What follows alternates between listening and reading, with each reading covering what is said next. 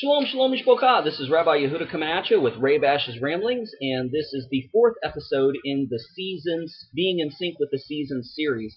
And this episode is physically being in sync with the seasons. Now, I don't know about you, but I've never been the buff, muscle-bound, athletic jock type of person. I've always been in the arts and in poetry and in reading. I've been more intellectual, been more of the lover, the romantic, the scholar, the thinker, more so than the beefcake. But as I'm pushing 40, I'm beginning to see the importance of physical fitness. And I always use the Bible as an excuse not to work out. And you're like, are you kidding me, Rabbi? No, I'm not. Remember in what Rav Shaul, the Apostle Paul, said to Timothy. He says, bodily exercise profiteth little. So that's what I quoted, when I didn't want to work out. I'm going to work my spirit out. I don't need to work my body out. But I totally took that verse out of context. That's not what that means. So don't quote me on that. Don't, use that as an excuse not to work out. Now that I've become older, I've really grown to love and appreciate working out. I look forward to waking up in the morning and working out. And one thing that was really hard for me is I always thought I needed a sparring partner because I would lose interest really quick. I would tire out, gas out really quick. I needed something to keep me going. And it wasn't necessarily that I needed a sparring partner. I needed variety. When you do the same thing every day, who wants to eat mashed potatoes every single day of their life? You end up getting sick of it. You want variety. You want something different. And so I began to think, how do I physically become in sync with the seasons? So again, let's start with winter.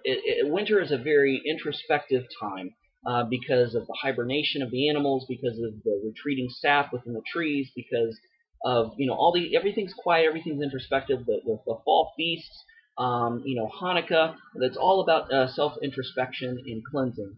And so I think that a perfect thing to do in the winter months is Pilates exercises and yoga exercises.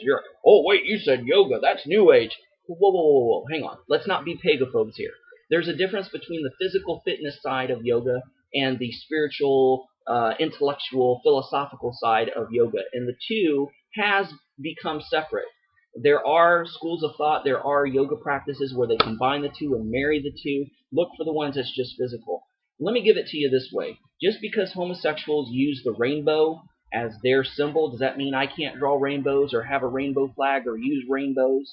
No, it was given to us before it was given to them, before they took it and swiped it and used it for their own purposes. Noah, God gave Noah the covenant, through the rainbow. So the rainbow's ours, Same with the yoga.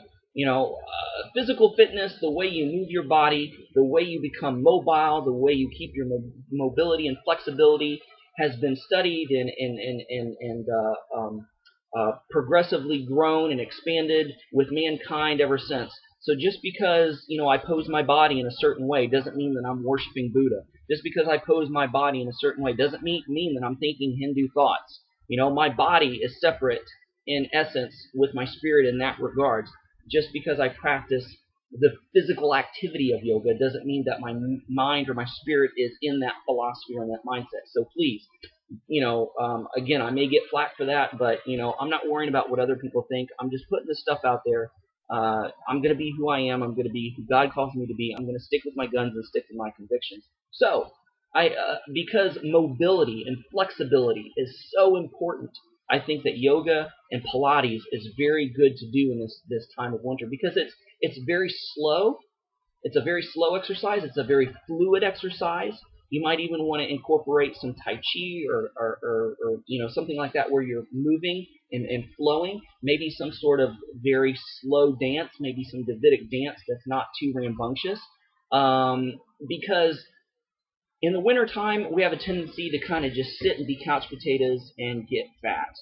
And we want to stay limber, we want to stay fluid, but we don't want to exert ourselves so much because it's not summertime. It's not when we're busting our bums and really working hard and working out physically, mentally, and spiritually. It's a quiet time of introspection. So this fluidity of dance, fluidity of Tai Chi, fluidity of yoga, fluidity of Pilates, and working out on the balance ball, things like that is perfect for the winter time. because it goes along with being in sync spiritually and mentally with the seasons. Now we move on to spring. That's when things come to life. That's when you put on your running shoes. That's when you oil the chain on your bike and inflate your tires because you want to be outside. You want to get that fresh air. You want to enjoy the workout. You want to enjoy the beauty of God's creation and everything coming to life again, because walking and light jogging and bike riding is not too strenuous. It's not too heavy, but still you're getting a good physical and cardio workout, and it's perfect for the spring.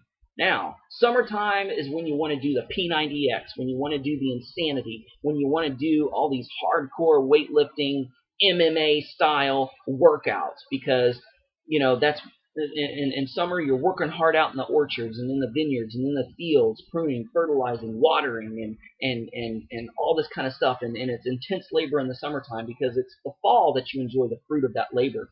So I think that more hard, strenuous, weightlifting, MMA style workouts are perfect for the summertime. And then in the fall, when we start gearing down again, I encourage, again, sort of like the spring, bike riding, walking, running, jogging, plyometrics. Plyometrics, where you're working on your toning and your joints and things like this, your balance and flexibility and mobility and things. So I think those are perfect things to do in the fall because it's gearing down for that time. It's still intense, but it's not hardcore, and it's gearing down for that quiet time when you're doing more of the fluid exercises of the wintertime. So I've tried that this year, and my body's agreeing with it. I'm seeing positive changes in my body by exercising my physical body in sync with the seasons. And one of the confirmations I got on this, I had a viewer watch one of my videos that I made recently, and they didn't want to comment on the video. I was shocked to hear them say, "Rabbi, you look so healthy. Rabbi, you look so good. I don't know what you're doing, but man, you look great." Didn't really notice it, It's not like you look at when you see yourself every day all the time, you don't really notice the changes. It's when somebody else on the outside notices those changes that you take a second look in the mirror and say, yeah, the dark circles are disappearing, and I got more color in my cheeks, and I'm getting more firm, and wow, yeah, hey, I am developing muscles. Wow. So I think we need to move our bodies physically and exercise physically in sync with the seasons as well. And I think of the Native Americans. They lived in sync with the seasons. They hunted hardcore in the summer to prepare for that winter. And they did more leisurely things in the winter, ice fishing and things that weren't as strenuous. And so physically, mentally, and spiritually, they learned to live in harmony and in sync with the seasons. And I think we need to do the same thing. Because when we live out of sync physically, mentally, and spiritually with the seasons, and we're out of sync with that stuff, we feel like we're butting our heads against the wall. We feel like we're getting nowhere fast. We get discouraged. We get despondent. We get frustrated. We get angsty. We're like that hamster on a wheel, and we don't know what to do with ourselves, and we just feel like some way, somehow, we're heading in the wrong direction, or what have you. And so this has really revolutionized my life and my way of living, thinking, feeling, and acting, and my relationship with God, my relationship with my friends and with my family, is being able to live in sync with the seasons physically, mentally, and spiritually, and intellectually, and all these aspects. So there may be another video coming later. I would hopefully like to do one eating in sync with the seasons. I'm going to have to do a little bit more research on that, but I believe that there's a way that we can eat in sync with the seasons. So thank you for watching. Shalom and Shavua Tov. Bye-bye, everybody.